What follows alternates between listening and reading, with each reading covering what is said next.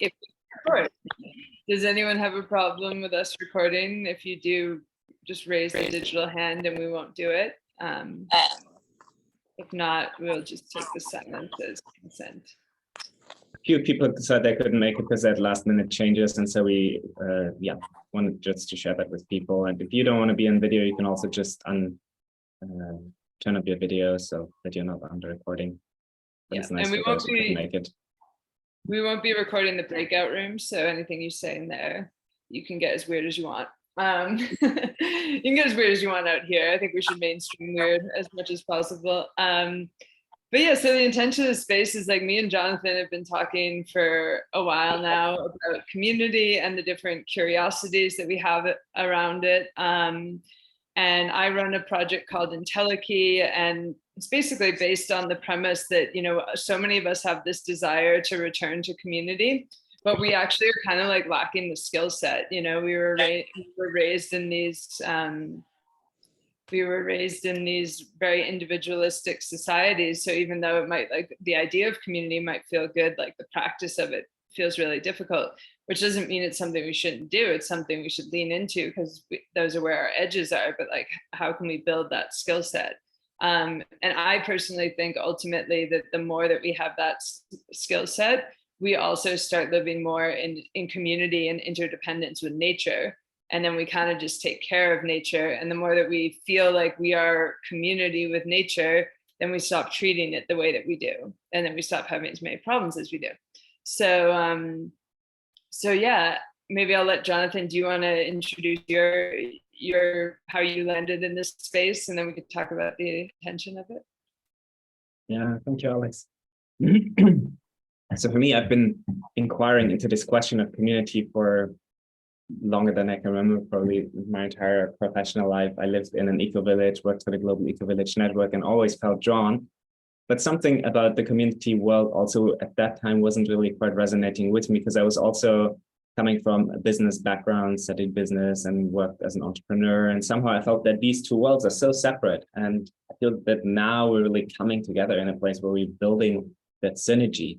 And that was always my passion about that, of building these bridges. And what eventually I sort of focused on was this question of how can we make this human thing work? What are the invisible structures? What are the inner dimensions of individual development, but also collective development that actually allow us to live in community in a new way? And so some of the ideas I already shared in this video with Ed that I sent out as an email that you should have all received. And it's just so fascinating for me to see of what is coming together now, and that more and more people are actually feeling drawn to a different lifestyle, and many also feel drawn to a more communal way of living. And I feel that we're at a very interesting point in human evolution where something is happening that actually allows us to, really redefine what it means for us to live in community, and at the same time discover that it's not so much of an innovation. In the conversation with Ed that I sent out as a video, we called it, or I referred to a quote that I heard earlier that day, which was, we're on the leading edge of a 10,000-year-old technology. So in a way that also resonates, that there's something really ancient about that, and our bodies know how it is to be in community. So yeah, we wanted to just open that space and see who's interested in that and what are the different questions and ideas out there in the field. And with all the wonkiness that is happening in the world, we can also feel that that is affecting us and our call. Originally, we had planned to have a whole hour with Ed and to play with him and to explore as an expert who's just really immersed in community and working in this field so much, consulting people and guiding people on their path of living more communally, building retreat centers, building, these communal spaces, intentional communities, or even eco-villages. And so he has a wide background of knowledge and expertise and really just lives and breathes community. So we always love to riff together and explore these spaces. However, he's on another call today that somehow got delayed. And so first we thought he could come for the first 15 minutes, and now it seems like he's coming for the last 15 minutes to join. And I will just wobble around with our agenda and play if it comes, and just play it right here. So with this said, before we dive into the content, we had the idea of having a little grounding exercise. Alex, do you want to introduce that? Yeah, so we're going to prepare the put you breakout guys, rooms in the meantime. yeah, we're going to put you guys in breakout rooms. And yeah, so as I mentioned before, get as weird as you want. And I find like all of this stuff really starts with ourselves. And, you know, we can think of like the grandiose, what would society look like if we lived more in community? But really, we have to feel it in our bodies first, right? So I want you guys to reflect on a time that you felt deeply in community. And that could be any sort of definition. It doesn't have to be like, you know, these more like communal living situations. It could be with a partner, it could be with a family member.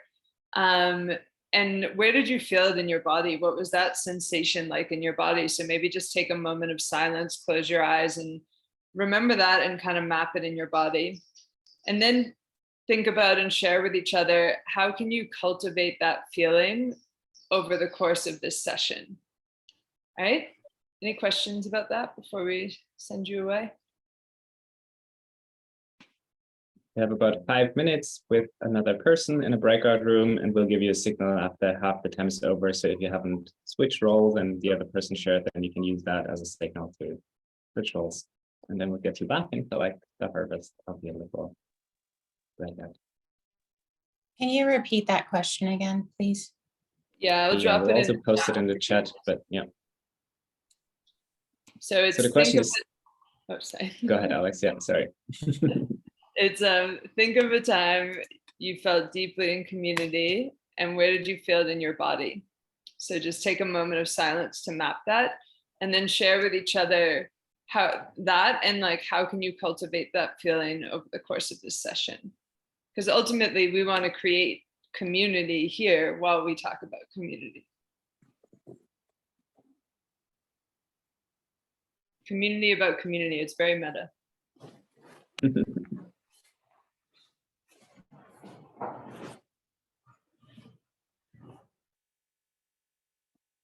Right, have a beautiful exchange with your partner. I'll see you in 5 minutes.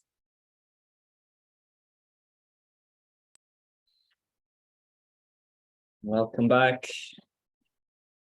You had a good time in your breakout rooms, and I'm super curious to hear if there's anything that came up for you where you can think of something that you can do now to embody this feeling, and that will help you to get back into that state that you were in when you were describing, yeah, how it felt for you when you were deeply in community. Is there something that comes to you, how you want to show up today and what you can do today in this call to live that with us? Also write it in the chat if you don't want to speak. I'm happy to share something. Yay. Can you all hear me okay? Super. Okay, so I was just remembering a moment from a community speak session that our friend Cesar was organizing in Santa Teresa, where we were inquiring about this idea, what does community mean for us, and how do we want to create it, and things like that. And what I realized, what helped me was feeling safe in a space where I can be vulnerable. And in order to have that experience, I need to be vulnerable, right? So I think being authentic and being willing to be vulnerable can really support us to have this healing experience and have this sensation in the heart space, opening up, like, you know, getting rid of the layer of protection and softening the shell a little bit, and then also feeling the relaxation in the whole body in the moment, you know, where we can exhale and breathe and feel like, okay, we're actually seen and heard, and we are, and all that's required is just presence, you know, just presence from someone who is like with you in that moment. And then you can just share, and this presence will already be such a strong healing force that can help us then relax. And then when we are relaxed, we develop trust, and when we trust, then we can be more open and yeah, share more from a space of safety, and not trying to be someone that is not going to be judged and trying to be nice or whatever ideas we have in order to be with a completely new group, people that we have never maybe seen before, and there's a subconscious fear of being judged or something, and we might, you know, pretend or play a role. But if we can be authentic and really drop in with that layer of vulnerability and authenticity, and somebody's really there to just presence that, I think that's super powerful. Beautiful. Wow, very rich. Thank you for sharing. Yeah, I really resonate with that. And yeah, it's something that we can practice together here today as well. We're really welcome as a whole human being, you know, and you described it so beautiful how that creates this upward spiral where we recognize the power of co-regulation. You know, if there's one nervous system in the group that is relaxed and others can lean onto that, that can set the frequency for others to relax as well. So beautiful. Thank you for leading by example. I can feel myself breathing a little more deeply listening to you.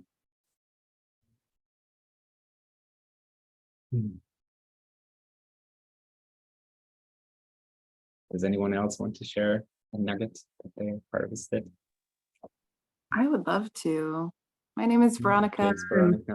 I'm calling in from the ancestral lands of the Wetar people near San Jose, Costa Rica, and just felt this connection with a moment from 6 years ago when I was at a monastery being welcomed and inducted, and I was on this retreat where I just knew, very similar to what our friend was just saying, this shared value of peace, this common commitment to presence, and this willingness to show up for whatever is here, whatever is now, whatever is real. This is our practice. This is our dharma.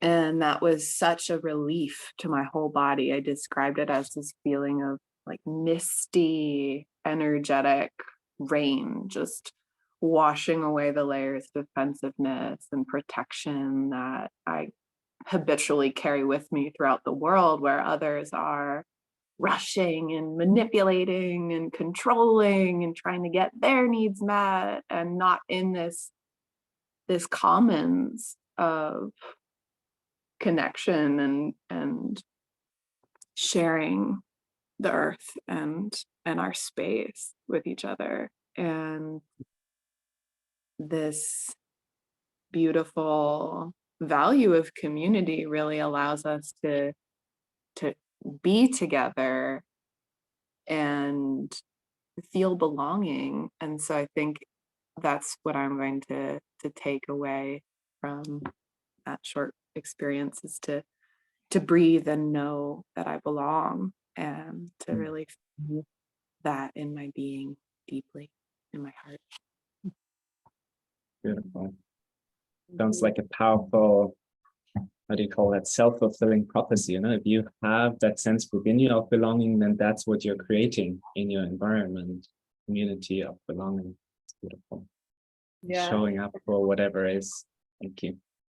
When we feel like we belong to, we look for signs of, like, we already like look for positive affirmation of belonging from others, and then it creates this self-fulfilling prophecy. And when we feel like we don't belong, we look for signs of not belonging from others, and it creates this self-fulfilling prophecy.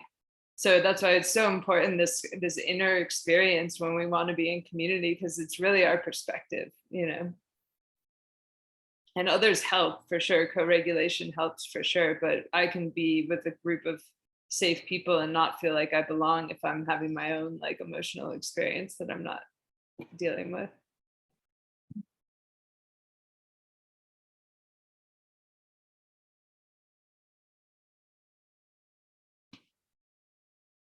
Yeah, so I'd like to share something. And what I get out of the conversation with justice, or the mirroring with justice, is that it's allowing of ambiguity, right? So like, it's okay to feel secure and anxious in parallel, and not judging yourself for that, and giving yourself the space also for sensations that might be judged as not that desirable, but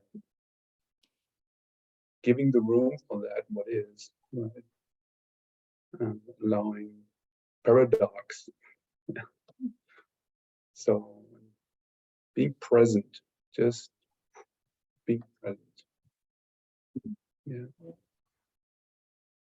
Yeah, I've been studying authentic relating, and that's one of the principles, is this like acceptance of whatever is, you know, and the good and the bad, and that none of it's good and bad, it just is. And that seems to be a common denominator that all three of you share, this quality of presence. And how can we actually get out of our stories that are so much influenced by the past? So when we're in these stories of the past and putting our old experiences on our current experience, we're not really present with other people. And that somehow seems to be a prerequisite to really be in community. Otherwise, we are, you know, with our ancestors, with our past trauma or other negative experiences, but not really present with the other person. And we can support each other to come into the present moment by being relaxed in our nervous system and being in our bodies fully with whatever is there, instead of, you know, trying to hide aspects of ourselves, not being vulnerable. So yeah, there's some beautiful insights in this short conversation already.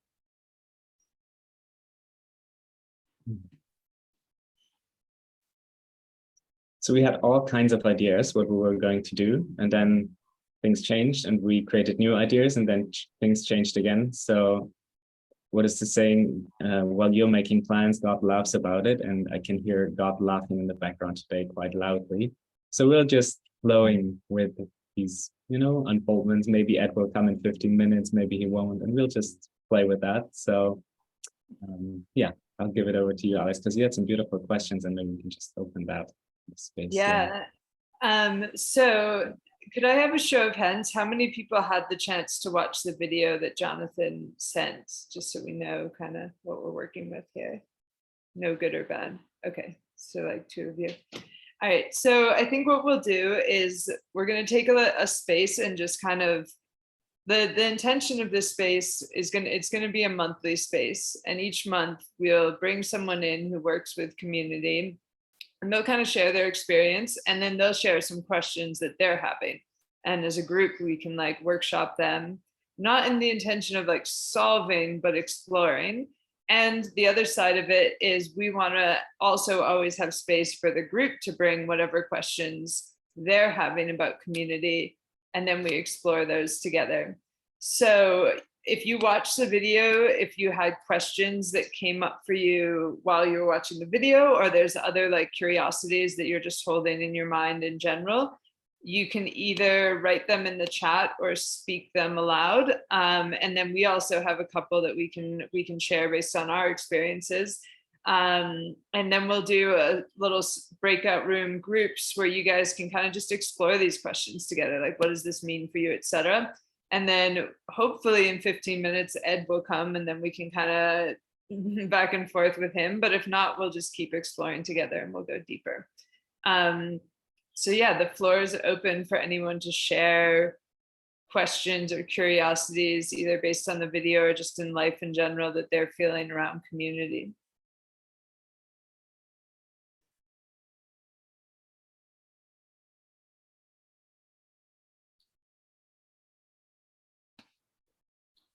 And whatever is like the first thing that came to your mind when I said that is probably the thing that is on your mind right these days. So maybe just feel free to share the unrefined version of that as well. Yeah, so one question that came to my mind was how do you work with shadow aspects in the community, right? So this is the biggest, to our community, I feel this is like the biggest thing that could help us in becoming a even stronger community. But yeah, that would be my question. Yeah, that's an important question, is like, as Jonathan was saying, like we don't walk into these situations without our past or without our shadows. So how do we integrate that in the community process? Beautiful. Yeah, and Christopher, I agree. In the chat, he wrote, the realization seems to be a bit of a struggle. Yes. Christopher, maybe you want to be more specific. What is it that you experience as a pain point or something that you're struggling with when it comes to realizing and building community? I'll come in voice. I'm not sure my connection is great. Hope you can hear me. Sounds perfect. Yeah, I think for me, the idea of community and the essence of building connection and community is essential and something that I hope we would all strive for. And I just think there's so many distractions of attention and being connected to one another and the realization that we are connected to one another. And that I think that's where the pain points are and the struggle is to do with finding space and energy for building connection. And that's where the struggle comes in for me. Not for me personally necessarily, but engaging with others to build a sense of community that we hope will nourish us. So yeah, that's just an extension of what I was thinking. Yeah, and I think that's an important point that it's kind of like in this modern world. I feel like we use that phrase a lot, but is like, how do we actually prioritize human connection? You know, there's so many things that we're like, human connection isn't what we're told makes us valuable. It's like your job and your money and your career and blah, blah, blah, blah, blah. So sometimes it's quite hard to create the space for it. I have something. Mm-hmm. Can you hear me okay? Yeah.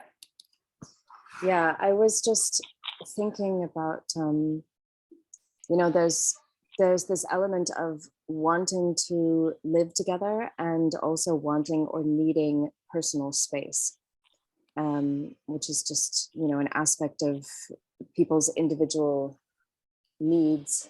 And yeah, as I was just tuning into that element a bit more, it's not fully formulated yet, but what I was tuning into is how individualistic we have become, or most of us have been raised to say like, okay, I have my favorite morning routine and that has to be the way that I want it. And so in order for me to find the perfect community, I have to find like 12 other people who want to have exactly the same morning routine as me at exactly the same time. Otherwise we'll disturb each other because someone's playing dance music while I'm trying to meditate, you know, this kind of thing. And so it's like, how can we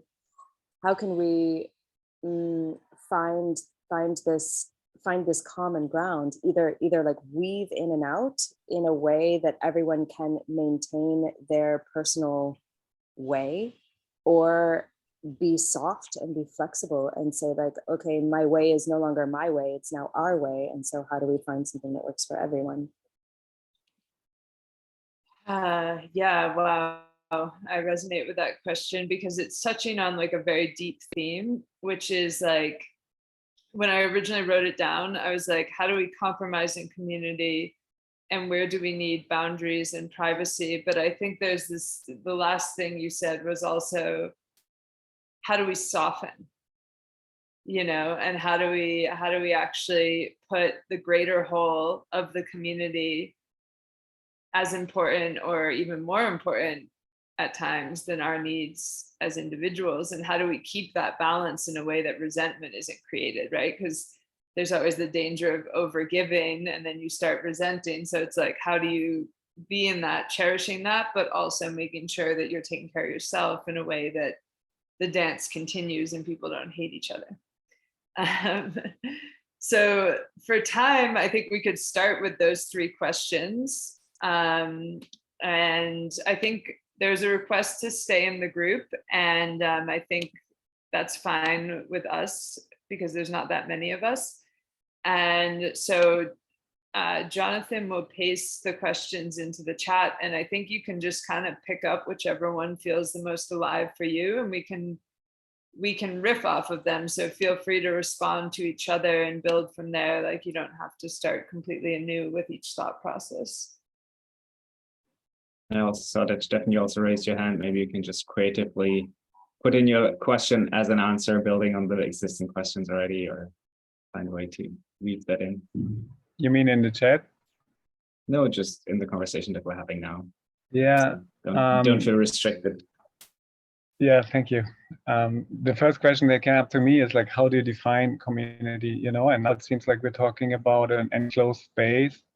And it seems like we all automatically all have our ideas already, how that would look like, right? And this is already interesting because already this might differ a lot. And if you see, like, it doesn't have to be created, it's already there from an aspect that we are sharing the earth and with all beings. And I like how you on your Instagram was inviting the Agodi to be part of your community as well and asking the question, how do you define that, right?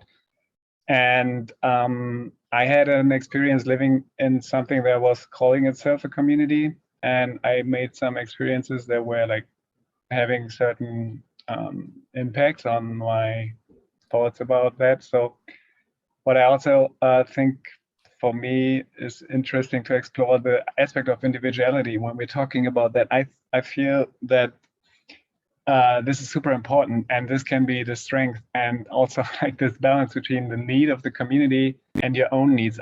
And this is also something interesting to explore, but to me, it's the same thing. Your needs are the community's needs, right? And if you take care of that need for yourself first, and those are also the community needs because you are the community, and this is true for everybody. But this is something to be explored. I just feel this idea that we are compromising, in my experience, is not really helping so much, or it's not really serving so much in a sense, if we are still not owning our needs first, you know. But it's a balance point, and then it's the question: what are our needs, and are these needs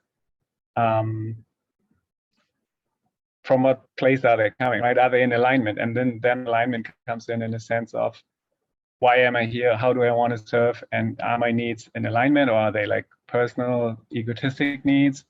And what's the difference and all that stuff? But yeah, that's a lot to explore. But I just want to say how we define community.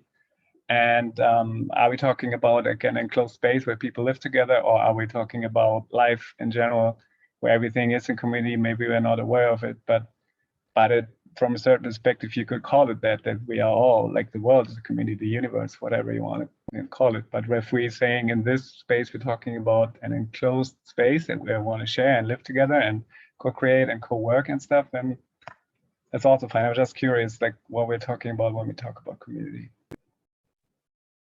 We don't know. I would say sorry. Yeah. That was one of, like, I think, you know, defining the bounds of the system we're talking about is useful for a conversation, but that's actually, for me, it's more interesting to hear how you define those bounds, or how people define those bounds when they think about community. For me personally, like, I think it's really important to look at community outside of just the eco-village context, because there's so many different ways it shows up. Yeah, and Ed was sharing in his video, you know, that currently he's living by himself, but he's embedded in a beautiful web of a neighborhood of community. You know, that's also a way of community. And I assume that we have at least as many definitions for community as we have people here on the call, if we would open that up. So yeah, I think it can be very different.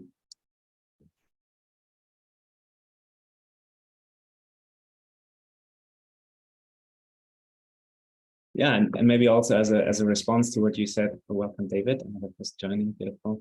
And Ed will also be here in a few minutes. So yeah, what came to me was that so many of the things that you referred to are actually tied to the shadow question, you know, the shadow work in community, because many of the things where we create resentment, or where we don't even feel our own needs, you know, and get into these conflicts, is because we learn these adaptation strategies of who do I have to be to belong? Who do I have to be to receive love, to be accepted? And from these early childhood strategies, we're bringing that all into the way that we're living in community, creating codependency and creating, in a way, immature behavior that isn't adequate to an adult who's fully self-responsible to take care of his own needs, but still longing for other people to somehow fulfill their needs, and sometimes with more and sometimes with less successful strategies, because other people are then bringing in their old adaptation strategies that are based on trauma, and then it gets really messy if we're not really communicating directly, but we're communicating as these childs who haven't had their needs met in an early age.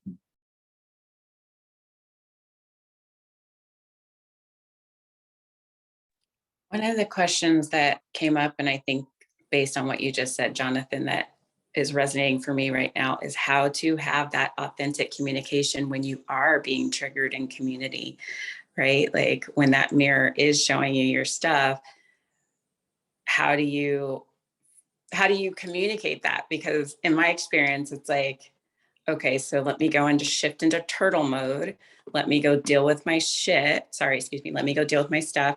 And then, you know, then I'll come back into community. But I know for some people, they feel that as, oh, you've just like disconnected from me. And in a very real way, my heart is, I don't want to pour my compost on you, right? Like, I don't want to pour that stuff on you. I want to, no, I don't mean compost. I don't want to pour that trash on you. I want to deal with that first and then come once it's dealt with. And so I think what's coming up for me is that authentic communication of being able to say like, hey, I'm triggered. And then also having people who are willing to hold the space and not judge, you know, that kind of thing. So that's what's coming up for me. Beautiful. Yeah, it's very powerful. And I can share from my experience, I worked in a company, the last company that I founded, we've been working 10 years together and we still haven't figured out, you know, how to do this human thing, and we were still struggling. But one of the things that we realized is at one point we were spending so much time processing each other's shadows that we had this agreement that if we get triggered, we make transparent, there's something that got triggered in me. I'll retreat, take care of myself, do my practice, do whatever is needed. And then I come back and share with you what I have found out and take full responsibility instead of blaming you for bringing that up in me. And that was actually something that allowed us to do more of the work that we were actually there to do, because we were also running a business, and spent less time processing, which was taking a lot of time. So I resonate with what you're saying, you know, about this sharing the compost and sharing the harvest of the processes that were brought up, but still taking full self-responsibility for that. Veronica, I see you have your hand raised. Yeah, I just wanted to jump in on this topic because I have this thought, and I saw a comment similar to it in the chat, that no one else's shadow is not mine. We all share a common shadow. So if it's someone else's shadow, you know, what does that even mean? And I think this work of building community like is collective shadow work. We have this modernist impulse to be individuals and to be separate and to have our own space. Like that to me is the mark of modernity. So this wound of separation, which I consider to be the core wound of humanity, as soon as we come into community, we're all doing shadow work. So I feel that, not that this is an answer because it unveils more questions than answers, is that it has to be a common agreement that like everything is going to come up here. All of your triggers are going to be active, and total sovereignty means that I am sovereign over the ground of my being. And if I am triggered, I have to recognize that nobody can make me feel anything without my consent. I am consenting to be angry. I'm consenting to feel victimized right now. I'm a full-grown adult and I have all of my faculties. And you know, sometimes we don't. Sometimes we're disabled by post-traumatic stress. And then we really need to be able to have that understanding in our community that that's what we're working with, and have people who are educated about, you know, what is PTSD and how do we not trigger each other even further by reacting to somebody who is expressing our common wounds, and to not take things personally. So that's coming up for me.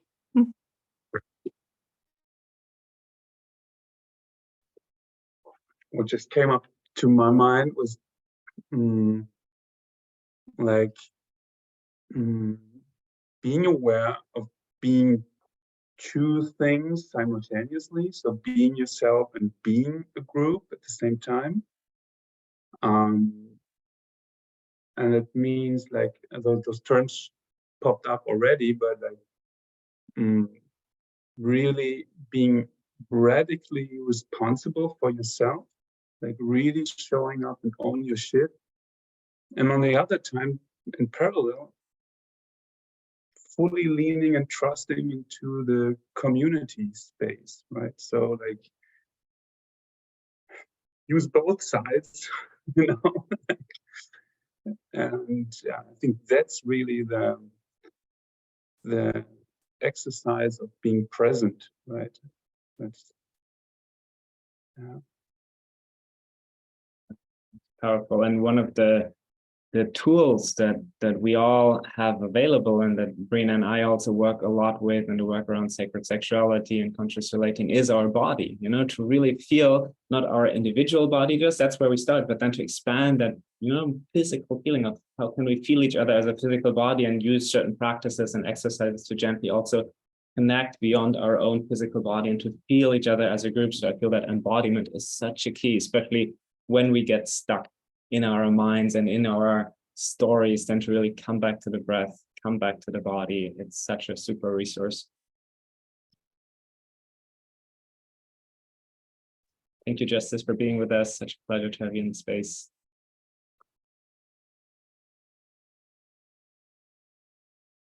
Yeah, and I mean, what has been your experiences for all of you with holding these things, like holding the group and the self and the other selves and all of that? What have you seen? What have you learned in those processes?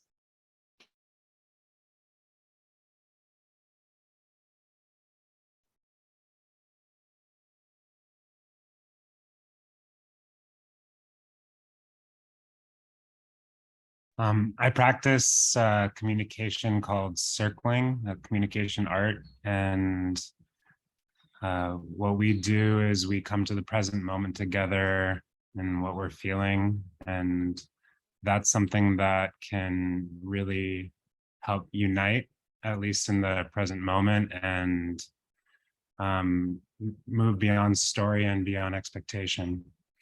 I've also been to Tamara, where they practice something called forum.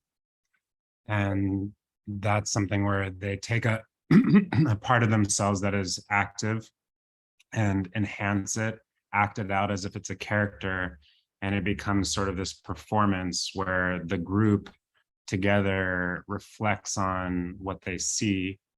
And I'm curious if anyone has had any experience with those practices or anything like it. Yeah.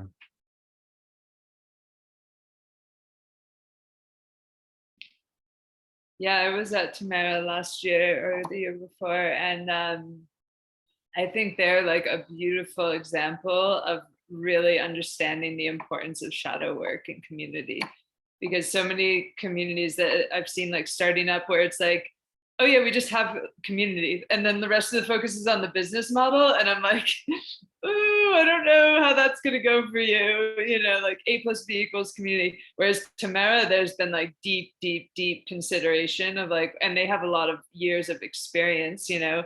And not to say like when I was there, they were having like a whole shift in leadership and stuff that was really creating like a lot of challenges for them. But I think also the commitment to exploring like the deepest, darkest parts of ourselves, and they do that through sexuality as well.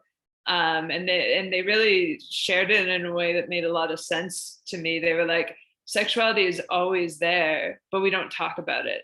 And so you're leaving this like taboo kind of topic that we say we're going to explore together and really like be a community, but we're leaving something in the dark.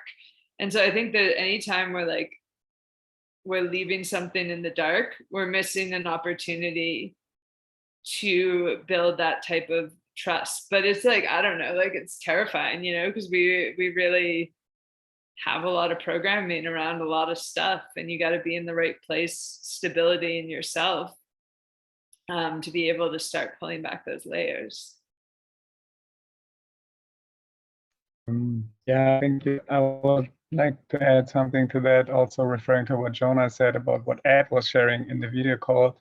In my experience, it's the most advanced form of living in order to realize all those perfect scenarios we're talking about, like having the perfect communication, owning our shit, sharing a space, having a business, all in one entity or being. That's the most advanced form of living. And I think we're like getting there, and it's really awesome that there's like examples and labs like Findhorn and Tamara and Zach and all those communities that have like a certain focus and a certain path of exploration that are definitely elders in that field, or like counsel people that people who want to explore similar paths like can learn from. But I feel it's kind of like a gradual progression. And what Ed is doing, for example, like having this close approximation, getting there, but not being in the full intensity of it right now, because I think that can also be like really traumatizing, and then putting people off of this idea. This is all like what happened to me in a sense. I was like super excited and passionate and romanticizing this idea, and then I learned that it's all what I didn't think it was, and it was like kind of a traumatizing experience. So I find you know, starting where we are at, and looking what is around us, and what can we do in order to have more connection, you know, and to be more together and create spaces together, can be more healthy in a way than just saying, okay, like we build this community now, and then again everybody needs to make their own experiences. But to me, it's like really like a very advanced form of living that we evolved into, and we are totally on the way of it. But I think it's yeah, more healthy, or like thinking where are we now and how can we create this spaces and things together. And as you say, like going beyond that eco village, or going beyond this idea of, you know, needing to be like super close to each other. And I realized like that your own space is super important, you know, like if you work and live in the same space and there's no boundaries, that's what I experienced. That's super overwhelming and exhausting. And so, yeah, there's a lot of things that need to be taken in consideration. And I think physical space, like having your own space, for me, for instance, is a requirement. That might change at some point if we are getting in a place that we feel so relaxed and we're so co-regulated, and we don't need to manage our energies in a sense. Yeah, that's it. And I think we're getting there, but we are not quite there yet, I think. But, you know, spaces like this and everyday life will get us closer to that idea. But if I would imagine ourselves being there right now, for myself, like just talk about myself, I'm not ready, I feel, for that. Also based on the experiences I had, and looking at where I'm with my own consciousness and practice and awareness. Yeah. Rena? I'll make it short. Yeah, I'll make it short. Yeah, thank you, Stefan. That was something, I think all of it is right. And there was something that came up in me though, when you said we need to learn it, or it's where we're evolving. And it seems more and more like with everything really, it's something that we need to remember. So it's more a practice of deprogramming what we've been taught for the last however many hundreds of years, and coming back to our natural state, rather than evolving or developing or growing to something. Because we used to know how to walk through the jungle without a compass and find something to eat. And we knew all of these things innately, you know. And I think that it's the same thing with living in community. Like we were designed for it physically and mentally and emotionally on all levels. And we have those skills somewhere inside of us. They've just been trained out of us for such a long time. So yeah, it's about stripping away. Yeah, and I would add, like, it's really just us from like North America, Northern Europe. Like I've sat with tribes in Africa, and community is there, you know, like they know how to do it. You sit and you talk to the elders, everyone speaks, everyone listens, you know. And so we just got a little bit lost, and we're feeling called back, and we're trying to find our way. You know? So but the good news is there's a lot of examples of how to do it. beautiful. I feel that Stefan and Brina, you just summed it up beautifully and had some nice closing words, Stefan, with this note of like, choose your own adventure, you know, the intensity of community. You can start your entry level based on the skills of where you're at, and Brina with the remembrance of something we know deep inside of our bodies. And with this, I am very happy to see your face in our call as well, and even if it's just for the last moments, to bless us with your beautiful presence and with all the wisdom that you're bringing in. Not from your age, but from all the experience that you have. You seem to be an elder in this circle, and I very appreciate all the gifts that you're bringing. So thank you for making it possible despite the tight schedule that you're having today, and juggling multiple calls at the same time. So yeah, beautiful to have you, and I'll give the word to you before we close if there's anything that you want to add based on what you've received in these few moments that you've been here. Yeah, and I'm sorry I couldn't be here for more of the call. I was in an immersive community retreat online. But yeah, I guess the only thing I'll add, seeing some of your messages and intention, Jonathan, is community for me is a verb that exists in my interaction and sharing presence and love with other people. It's something we build together. It's not some ideal goal or some lofty place or an eco-village with a cool sign. It's the rubbing of people and beginning to presence each other and see each other in their full light. So to me, it's a constant evolution of what community means and how we can interact in a way that's authentic and real and not behind our masks. So yeah, and hope to join more of these conversations. Beautiful. I am surprised and touched by the aliveness of this conversation and by the level of engagement that each of you brought. It's so beautiful to feel a group that is really passionate about that. And despite being, such a small group, or maybe because we're such a small group, it had this really intimate feeling of like everyone's in it and everyone's present. And I really appreciate that. And that is really, for me, this ideal of this community exploration. Yes, we have a lot of knowledge that Alex and I are bringing in. Yes, we have experts that we're bringing in, but ultimately it's about this: how can we put it all in the middle? How can we all share our wisdom and weave something together that is more than 1 + 1 = 2, but really brings us to the emergence of 1 + 1 = 3. And that's really beautiful. Thank you everyone for being here. Alex, do you have any closing words? And maybe you want to give also a little announcement of what we're offering. Thank you so much for showing up, Ed. Have a beautiful rest of your day. And I will see you right away.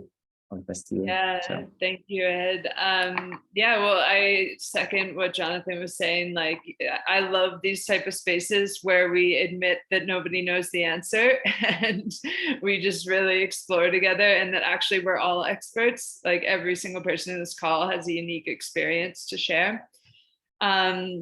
And so, as I mentioned before, like, the intention is that this is going to be a monthly space. We have our list of people that we will probably call to bring in to share, kind of like Ed did, but more.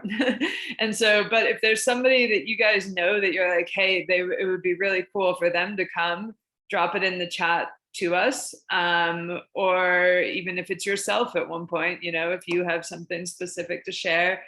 And then I think the other thing that we wanted to offer is a 30-minute consultation call, free, for anyone who's like interested in building community and wants support on that path. So, and it doesn't have to be you're building an eco-village, it could be you're building a different type of community, and it could be you want support on the visioning aspect, it could be you want support on like the personal development aspect, or also like the interrelational aspect.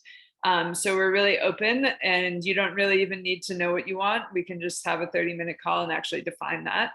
And so we'll send via email. If you all are registered with us, then we'll send you via email how to sign up for that. If you're not registered and you wanted to receive that, just also drop your email in this. And the next one will be on December 6th. So save the date. You can already put that in your calendars. And maybe we could just do a little closing round. Each person could just share like one word to kind of sum up how they're feeling going out of this. I feel really warm and held.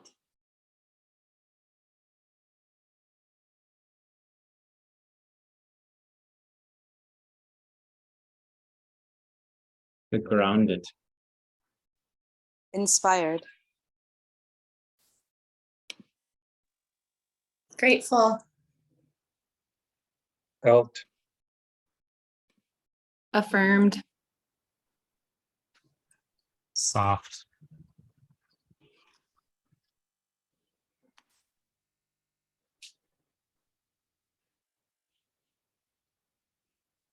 Freaked.